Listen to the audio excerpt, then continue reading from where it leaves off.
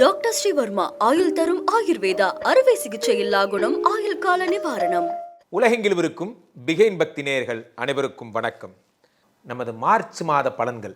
மாசி மாசமான பொண்ணு அந்த மாதிரி குருஜி உங்கள் பதிவுனாலே ஒரு ஸ்பெஷல் தான். உலகெங்கிலும் இருந்து ஒவ்வொருத்தரும் சொல்லும் பொழுது மனதிற்கு மிகவும் மகிழ்ச்சியாக இருக்கிறது. என்ன வேணால் நடந்துட்டு போடும் சார், மார்ச் மாதம் ஒரே ஒரு வார்த்தை தான், என்ன வேணால் நடக்கட்டும், நான் சந்தோஷமாக இருப்பேன், உசுருக்கு வேற என்ன வேணும், உல்லாசமாக இருப்பேன். அது அவ்வளோதான். எனக்கு ராஜாவானா, எனக்கு ராஜாவானா, உங்களுக்கு ராஜாவாக வாழ போகிறீங்க. அதனால் எதை பற்றி டிஸ்ட்ராக்ட் ஆகாதீங்க. சனி பயிற்சி வருதே, குரு பயிற்சி வருதே, ராகு கேது பயிற்சி வருதே, வரட்டும் சார் வரட்டும், இப்போ என்ன ஃபேஸ் பண்ணுவோம். மார்ச் மாதம் வருகிறது. என்னது சனி பயிற்சி. மார்ச் 29 பொற்காசுகளை அள்ளி தரப்போகிறது. சரி, அதுக்கு முன்னாடி மார்ச் ஒரு மாதத்தை தள்ளணுமா இல்லையா? ஸோ மார்ச் 1லிருந்து 29 வரை சனிப்பயிற்சி வரைன்னு கூட வச்சுக்கலாம். எப்படி இருக்கும் இந்த மார்ச் மாதம்? என்னென்ன பெரிய விஷயங்கள் எல்லாம் நடக்க போகிறது, யார் யாருக்கெல்லாம் வேலை கிடைக்க போகிறது, யார் யாரெல்லாம் ஃபாரின் போக போகிறீங்க, யாருக்கெல்லாம் குழந்தை பாக்கியம் கிடைக்க போகிறது போன்ற மிகப்பெரிய விஷயங்கள் எல்லாம் நாம் பார்க்கவிருக்கிறோம். அவ்வகையிலே ஒவ்வொரு ராசிக்கும் உரிய பலன்களை நாம் சொல்லவிருக்கிறோம். இந்த மாசி மாதத்தில் மட்டும்தான் மீன ராசியிலே சூரியன் மற்றும் சனி ஒன்றும் வரல. மார்ச் 29 சூரியன், ராகு, சுக்கிரன், புதன் என்ற 4 ஏற்கனவே ஐவர் கூட்டணியில 4 ரெடி ஆயிட்டாங்க. மீனத்திலே எழுந்தருளுகிறார்கள். நமக்கு என்னவெல்லாம் செய்ய போகிறார்கள் என்பதை பார்த்து விடலாம். ரிஷபராசிக்காரர்களுக்கெல்லாம் இந்த மார்ச் மாதம் என்ன மாதிரியான பலன்களை தரப்போகிறது?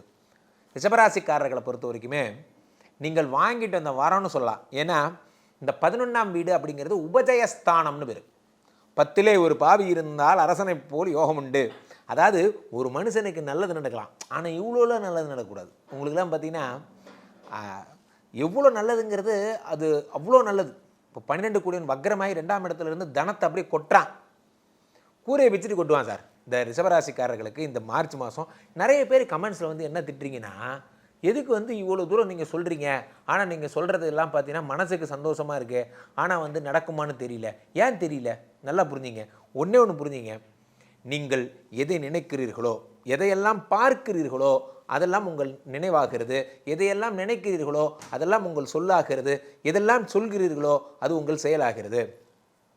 என்னை வச்சு நான் சொல்கிறேன் சார். நான் ஏன் மற்றவங்களை சொல்லணும்? நான் என்றைக்குமே நான் தோற்று போயிட்டேன்னு நினைக்கவே மாட்டேன்.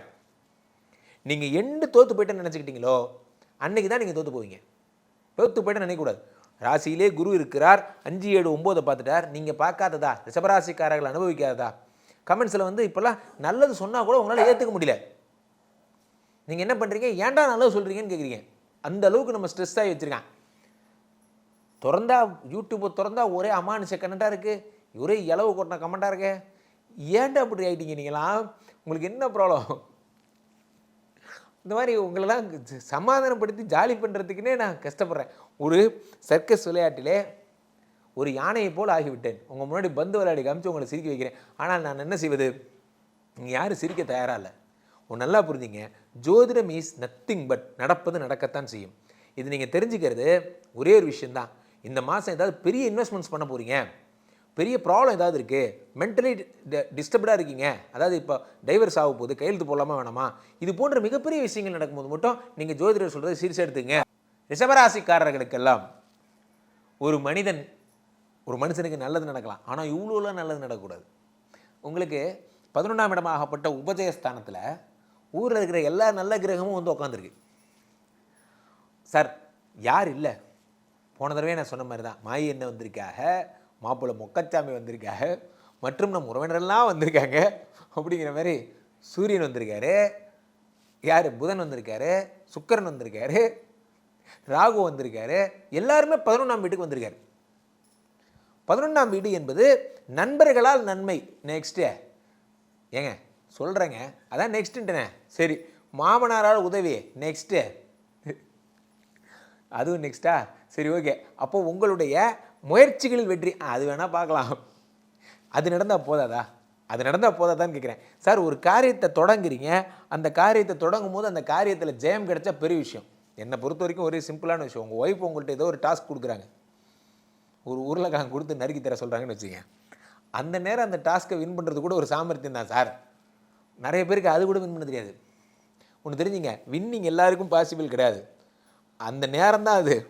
அப்போது 11ஆம் இடத்துல நான் போய் இன்வெஸ்ட் பண்ண நேரம் நான் கூட ஷேர் மார்க்கெட்லாம் பண்ணேன் சார். 2017 ஷேர் மார்க்கெட்டு நான் கூட 2016 டிசம்பரில் போட்டு 2017 டிமாண்டிசேஷன்ட்டான் எல்லாம் பூச்சால் தான். எல்லாம் ஒரு நேர காலம் தான். இங்கே பாருங்க, என்ன வேணால் நடக்கும். அப்போது நம்ம என்ன பார்க்குறோன்னா 11ஆம் இடமாகப்பட்ட லாபஸ்தானத்திலே எல்லா கிரகங்களும் வரும் பொழுது நமக்கு லாபம் ஏற்படுமா இல்லையா, அவ்வளோதான் கேள்வி. இவ்வளவு பேர் லாபஸ்தானத்தில் இருக்கும்போது உங்கள் முயற்சியில் வெற்றி கிடைக்கும். பிகைன் பக்தியை பொறுத்த வரைக்குமே உங்களுக்கு லாபமான விஷயங்களை அவங்க சொல்லிகிட்டே இருப்பாங்க.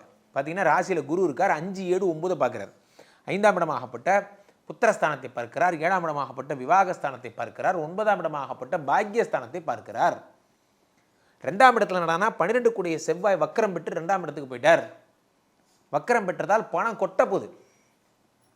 சார் நிறைய பேருக்கு குருஜி நீங்கள் இப்படி தான் சொல்கிறீங்க, பணம் கொட்ட போகுது, என் பொண்டாட்டி என் கூட சந்தோஷமாக இருப்பா, எனக்கு குழந்தை பிறக்கும் அப்படிலாம் சொல்கிறீங்க, சும்மா ஓரளவுக்கு உருட்டியா ஒரே அம்ட்டா உருட்டாது அப்படிலாம் சொல்கிறது எனக்கே வேதனையாக இருக்குது. இப்போ நான் உங்களுக்கு என்ன சொல்லணும்னு நீங்கள் எதிர்பார்க்குறீங்க, நீங்களே சொல்லுங்கள். நம்ம ஒரே இளவு நியூஸாக பார்த்து யாராவது நல்லது சொன்னால் கூட நம்மளால் கேட்க முடியல. பிரச்சனை என்ன அப்படின்னா, சில பேர் அனுப்புவான் வாட்ஸ்அப்பில், பாருங்கள் இந்த குழந்தையை எப்படி அடிக்கிறார்கள் பாருங்கள். இவனெல்லாம் பார்க்காதீங்க, இவனெல்லாம் பார்க்காம இருக்கிறதே நல்லது.